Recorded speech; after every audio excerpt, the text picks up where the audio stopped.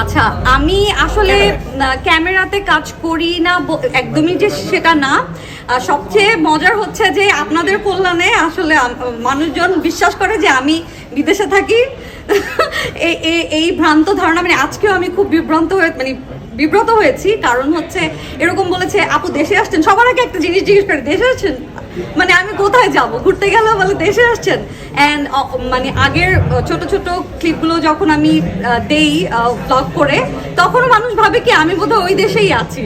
So ওই রকম কিছু না, আমি কাজ করছি। কিছুদিন আগে তো আসলে দেশের পরিস্থিতিও তো খুব একটা প্রেফারেবল ছিল না। আর আমি যেহেতু 2টা মুভি করছি, মানে গভর্নমেন্টের সরকারি অনুদানের, সেই মুভিটা নিয়ে ব্যস্ত আছি। তারপরে নির্বাচনের পরে আবার সেকেন্ড লট শুরু হবে, সেভাবেই আমাকে পরিচালকরা জানিয়েছেন। আর এমনিতে আসলে মন মতো গল্প পেলে, যদি আমার কি বলে অংশে যদি মন মতো কোনো গল্প থাকে, তাহলে ডেফিনেটলি কাজ করবো, কেন করবো না।